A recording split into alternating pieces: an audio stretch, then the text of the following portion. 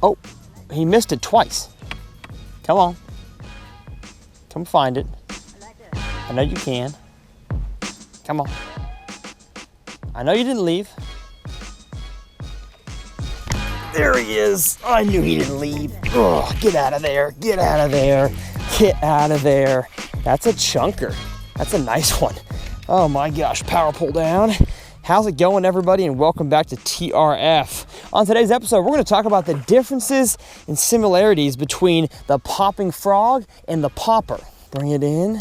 Bring it in. Yes. My gosh. That right there is a fat one on the popping frog. We're going to talk about when I throw one over the other, and of course, show you guys tons of big fish just like this. My name's Tyler, and let's talk about it.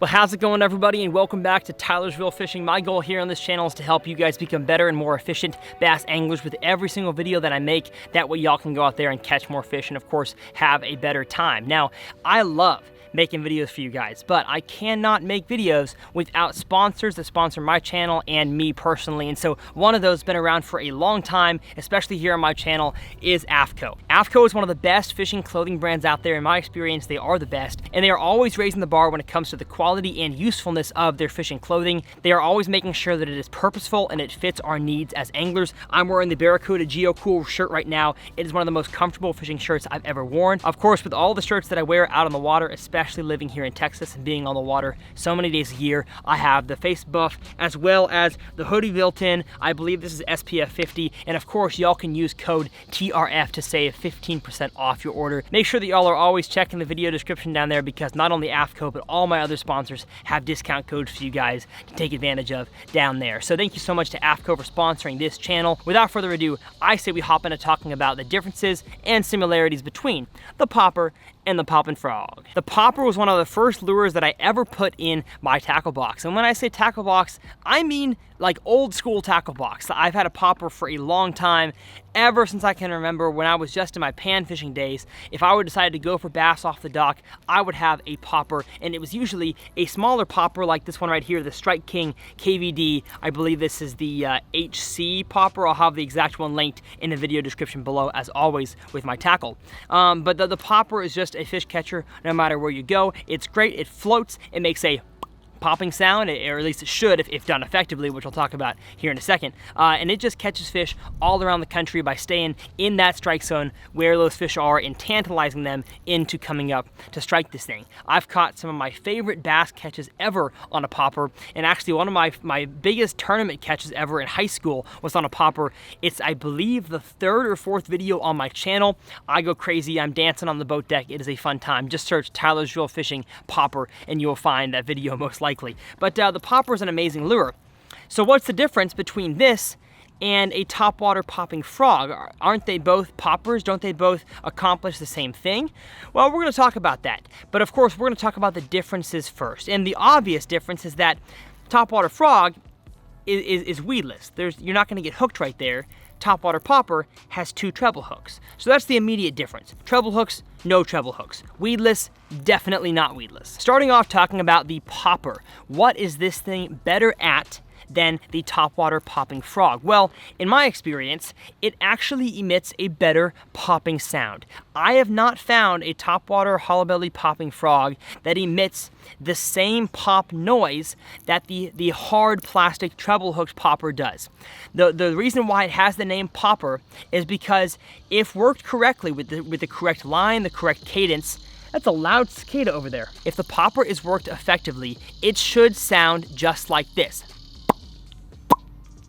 That's what a popper should sound like. A little popping, what I call a bloop on the top of the water. That is something that the topwater hollow-bellied popping frog usually can't do. I know that the cupped noses on these two baits might look relatively similar, but I have not found these two. And now, of course, maybe there's other brands out there, other brands of poppers that sound different, other brands of frogs that sound different. But when it comes to the Strike King popping pipsqueak, which I'm going to be comparing to this popper because they are the same in size, I have not found the same exact popping noise. I think the hollowness in the hard plastic allows that noise to kind of resonate a little bit more than it does on the hollow belly frog. That's just my personal experience. I've just found that if you want that popping noise that's going to make fish notice and come chase that thing down and come find it, that tantalizing, you're going to want to use an actual popper for that. Now, where are the locations that I think a popper excels over a popping frog?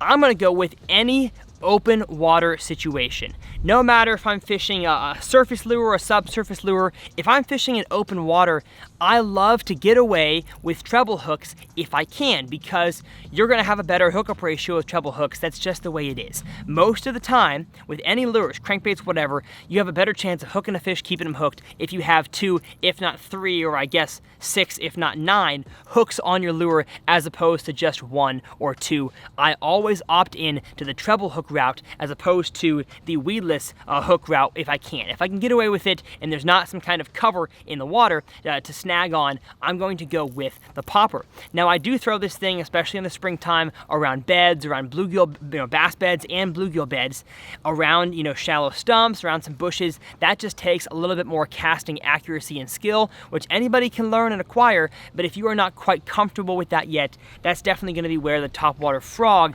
comes into play.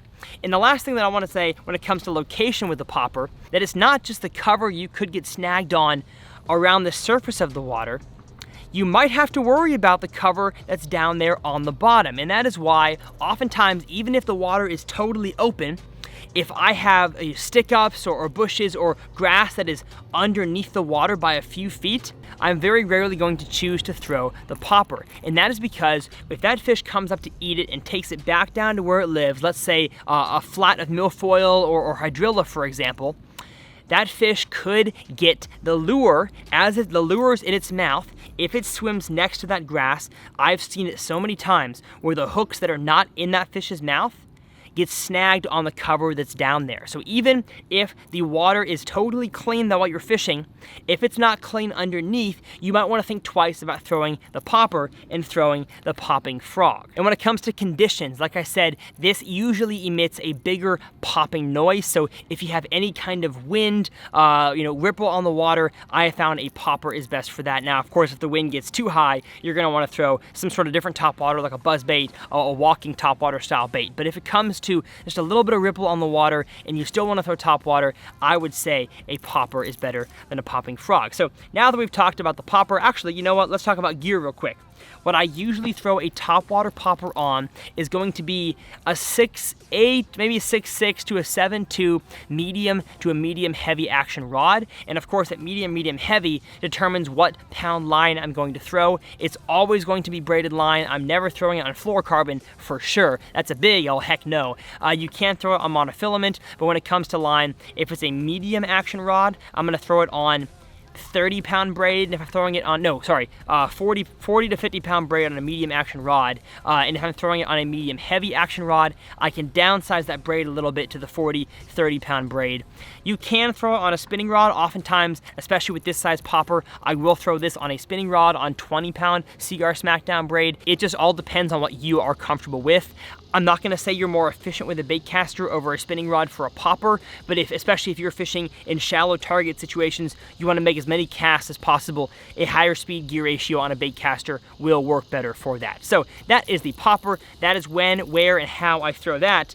Now, when it comes to the popping frog, I mentioned it does not emit as loud of a popping noise, but one thing you can do with a popping frog, at least in my experience and the way that I work it, a lot easier than you can a popper, is you can walk this thing a lot easier than you can walk this. Now, that might not be the intended purpose. The purpose is supposed to be a popping noise, but I have found that if you want to fish it, let's say the popping frog, in and around kind of like sparse cover, where you maybe have to walk it a lot quicker in that open water areas and then slow it down and pop it right next to the cover, that is where the popping frog comes into play.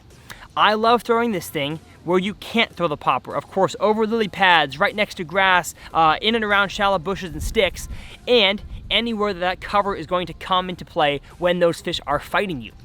I have hardly ever had a fish on a topwater frog where if he used to brush by something down there in the water during the fight, that the frog would also get snagged simultaneously on that piece of cover. It hardly ever happens like that. They're gonna come up, they're gonna eat it fully, it's gonna be all the way in their mouth, maybe a little bit of the frog sticking out, but you're hardly gonna have any snag potential mid-fight as you would have when using the popper. So heavy cover situations is the popping frog. And you can throw this thing if you have a little bit of ripple or not, but like I said, it's really just a heavy cover or a round cover thing to me, not necessarily a wind or no wind thing. I've caught fish on a popping frog and a little bit of ripple as well as dead calm.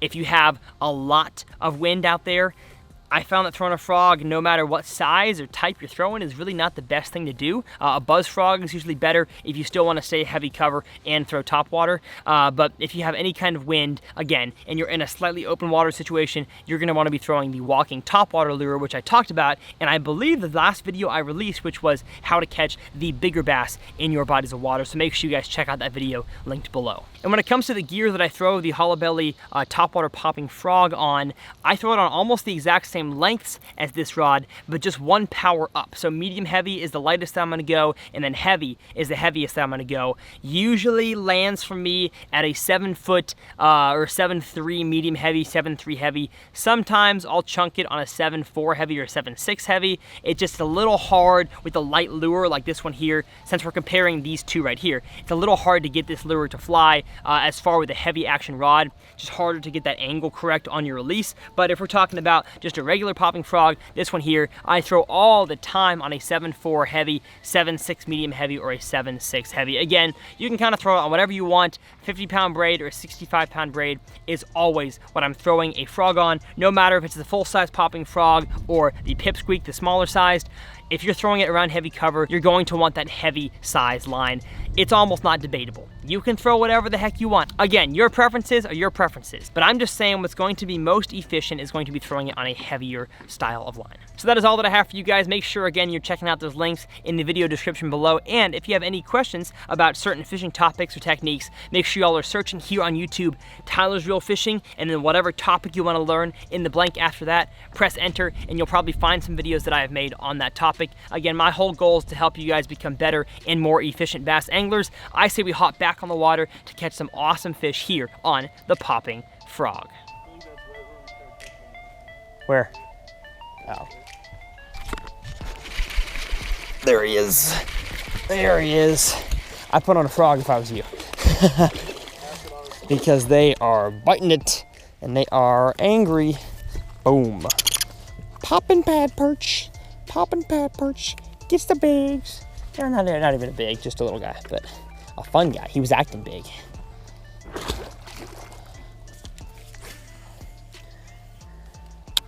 One of my favorite sleeping in the truck moments. Oh, little guy, little guy. I will tell the story after I'm done reeling it in. There we go. Oh, he's done.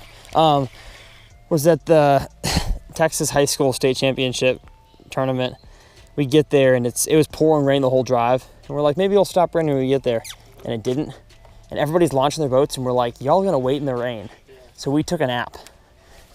And we were the last boat to launch. We launched about like 4 minutes before takeoff. It was awesome. Cool. Oh, yeah. There he is. There he is. Oh yeah. Oh yeah. Bring him in. Jack missed it twice and I got it. Not a huge one, but a little chunky dunk that I will take. Yeah. Get him. Get him. Get him. Get him. Get him. Yes. Bring him in. Bring him in. Oh, what a chunker. What a chunker. Let's go. Jack's got one. Flip him in. Oh! That's old 3.5 younder. That's what you get, folks. Throwing the popping frog. Gosh! Biggin'. Get out of there. Get out of there. Get out of there. Yeah, yes. Get out of there and get in here on the old regular pad perch. the walking back and forth one. Again, that fish looked way bigger when I was fighting him in. Holy cow. He sharked it, and I got him. Oh, okay. That's what you want to see. Oh, gosh. Dang. Come on. There we go. There we go. Bring him in. Bring him in here. No giant, but a little one up in the cheese. Thank you, buddy. We just got to get... There he is. There he is. Finally. He wasn't even that big.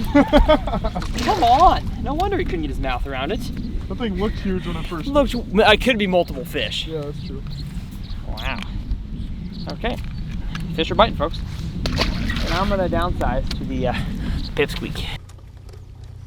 There's one. Gosh. Oh, there's a fish. That's what I meant to say. Yeehaw. Yeehaw. Hard fighter. Small heart. Big body. Wait, no. Small body, big heart. That's what it is. Ugh. On a little black pipsqueak. This one is definitely more of a popper imitation than the big pop and pad perch, but it is a frog.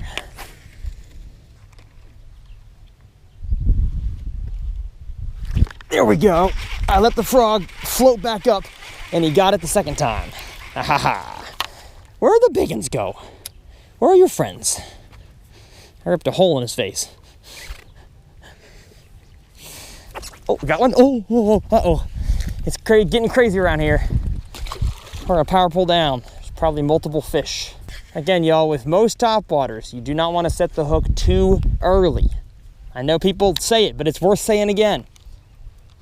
You gotta make sure those fish have it, and they have their head turned down, and then you set the hook. Yeah, so you probably passed that. No way, no way. My frog was literally sitting there while I was messing with my trolling motor. Oh my gosh, I wasn't even working it. Holy cow. My gosh. That just shows you y'all there's so much more fish in this area than you even think. Oh.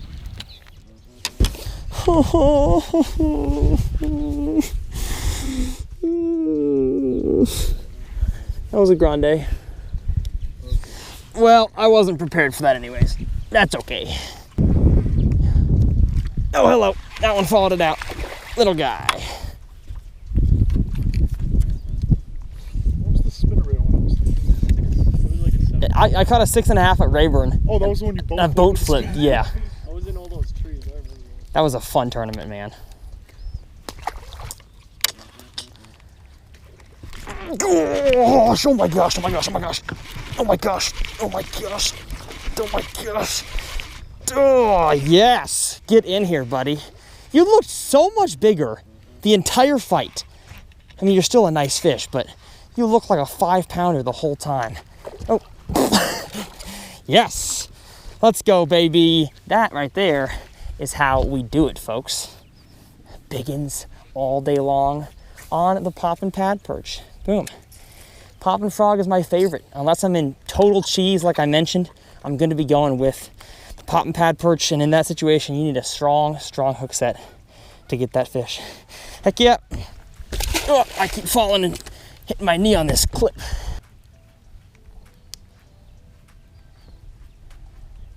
Yeah, Texas summers, you don't catch as many 3s to 4s. Oh, you catch giants. Gosh, right on the edge of that log, out in the open. Oh, yes. Oh, yes. Oh, money, money, money. We're gonna get this one on the boat. I'm not lollygagging around. Yes, sir. Boom. Well, I hope you guys have enjoyed this video. I've enjoyed teaching you guys how to catch more fish as always. And the pop and pad perch is getting the job done. So if you're not subscribed to the channel, hit that subscribe button. I love teaching you guys how to become better bass anglers. And we'll see you next time right here on TRF.